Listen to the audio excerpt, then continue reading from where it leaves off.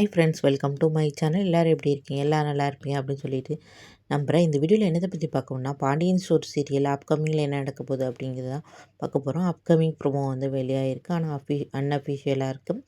அந்த ப்ரோமோவில் பார்த்தீங்கன்னா என்ன நடக்குதுன்னு பார்த்தீங்கன்னா, இன்னும் எபிசோடில் வந்து என்ன நடக்குது, நம்ம பாண்டியன் வந்து வந்து மயிலை வந்து வீட்டை விட்டு போக சொல்கிறாரு.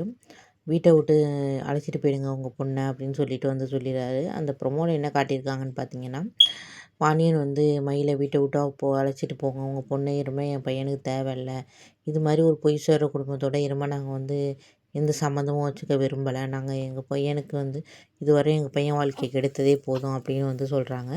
உடனே பார்த்தீங்கன்னா வந்து ஃபஸ்ட்டு வந்து அவங்க அம்மா அப்பா மன்னிச்சிடுங்க, நாங்கள் பண்ண தப்புக்கு என் பொண்ணு இது பண்ணாது, இல்லை நீங்கள் பண்ண தப்பாக இருந்தாலும் அதுக்கு வந்து உங்கள் பொண்ணு வந்து உடந்தையாக இருந்திருக்கா, அதனால் வந்து நீங்கள் வந்து கண்டிப்பாக வந்து இத்தனை நாள் எங்கள்கிட்ட அந்த உண்மையை மறைச்சது வந்து உங்கள் பொண்ணு தான், நீங்களும் சொல்லினாலும் உங்கள் பொண்ணாச்சும் எங்கள்கிட்ட சொல்லியிருக்கணும் அப்படின்னு சொல்லிட்டு நான் எவ்வளோ நம்பணும் அப்படின்னு சொல்லிட்டு, இனிமேல் உங்கள் பொண்ணு வந்து என் பையனோட வாழ தேவையில்லை, என் பையனோட வாழ்க்கை எப்படி இது பண்ணணும்னு எனக்கு தெரியும் அப்படின்னு சொல்லிட்டு சொல்கிறாங்க.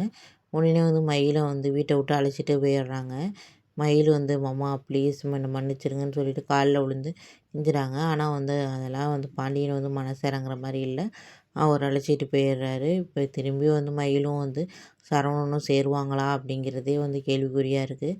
அநேகமாக மயில் அவங்க வீட்டிலேயே தான் இருக்க போகிறாங்க. இதுக்கப்புறம் வந்து சரவணனுக்கு ஏதாச்சும் வந்து புது ஜோடி கொண்டு வந்து கல்யாணம் வர போகிற மாதிரி காட்டுவாங்க. ஆனால் கடைசியில் எப்படியும் மயிலோடு தான் சேர்ற மாதிரி வரும். பார்ப்போம் என்ன நடக்குது அப்படின்னு சொல்லிட்டு ஒரு வழியாக மயில் அவங்க அம்மா வீட்டுக்கு போயிட்டாங்க.